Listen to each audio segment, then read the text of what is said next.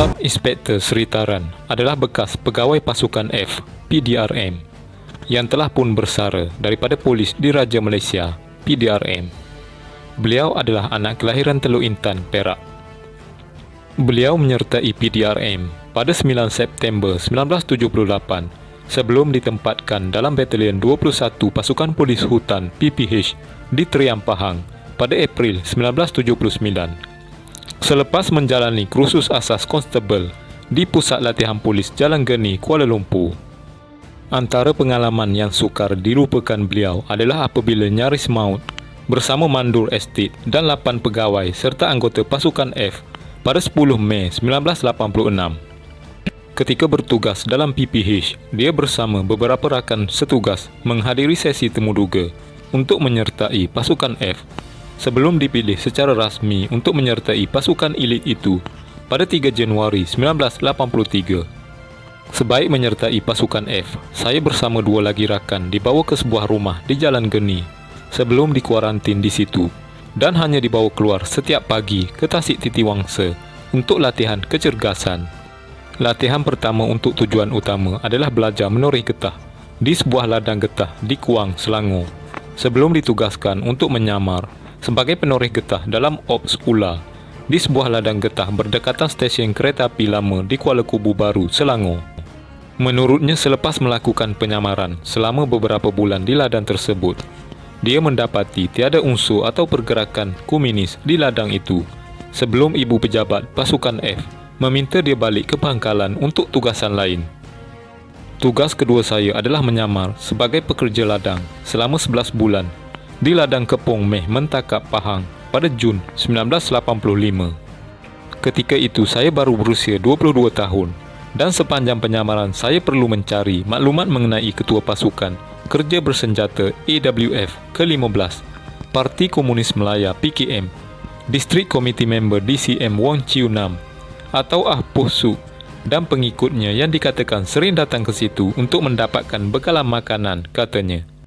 Menurutnya, Ah Poh Suk serta pengikutnya amat dikehendaki kerana bergerak aktif di Pahang Barat bagi menjalankan propaganda dan kerap bertempur dengan pasukan keselamatan, memeras ugut tauke balak di sekitar Pahang selain memaksa pekerja estate membeli bekalan makanan untuk mereka.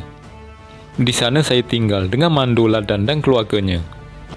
Saya perlu berhati-hati agar identiti tidak terbongkar kerana saya sendiri beberapa kali berurusan dengan Ah Poh Suk, termasuk membantu membelikan bekalan makanan bagi mendapatkan kepercayaannya dan dalam masa yang sama melaporkan setiap pergerakan pengganas komunis itu kepada ibu pejabat.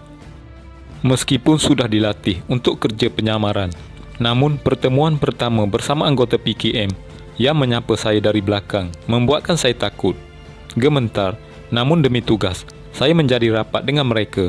Dan sepanjang melakukan penyamaran, saya berjumpa dengan mereka sebanyak 11 kali, katanya.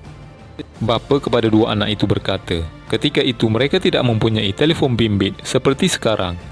Dan setiap kali hendak menyalurkan maklumat kepada ibu pejabat, dia terpaksa pergi ke Pekan, mencari pondok telefon dan dalam masa sama perlu berhati-hati kerana jika salah langkah, identitinya akan terbongkar selain membahayakan diri. Sepanjang berada di ladang Kepong Meh, katanya dia menggunakan nama Ragavan, malah menggunakan kad pengenalan orang awam bagi tujuan penyamaran.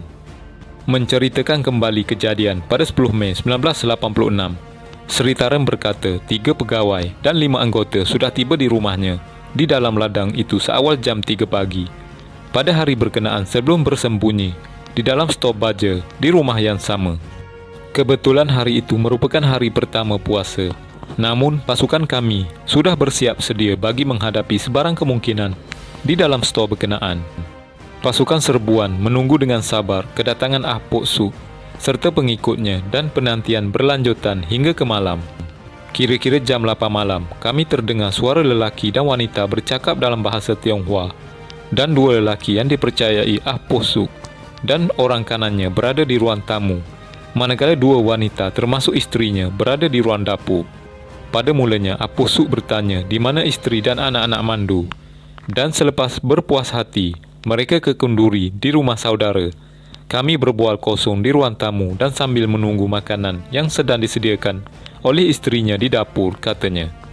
Katanya sepucuk pistol diselit di pinggang Ah Puh Suk dan sebutir bom tangan tergantung di dadanya, manakala dua laras senjata panjang diletak di sebelah kerusi rotan yang mereka duduk.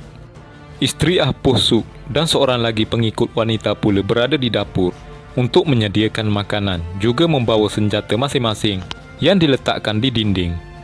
Selepas 10 minit menunggu masa yang sesuai, Razak, Burhan, Husin, Yusuf dan Mazharuddin menyerbu keluar dari stor baja dan terus pergi ke arah Ah Puh Suk.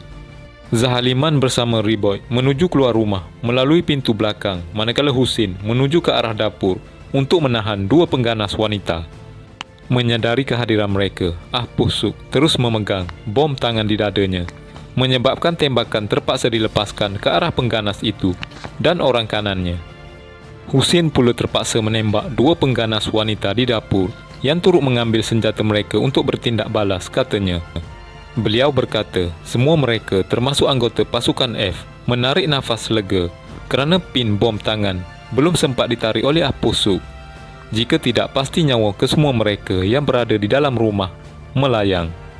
Bagaimanapun kami terpaksa berjaga-jaga hampir 2 jam sementara menunggu pasukan bantuan tiba kerana dibimbangi pengikut lain Ah Puh Suk akan melakukan serangan balas. Kami bergerak pulang ke Bukit Aman. Ketika itu baru identiti diri saya terbongkar dan kami membawa Mandu bersama keluarganya ke lokasi lain demi keselamatan mereka, katanya. Selain kejayaan Ops Kelisa di ladang berkenaan, satu lagi pengalaman manis yang tidak dapat dilupakan Sri Taran ialah dia turut bertemu jodoh dengan isterinya Minachi di ladang tersebut.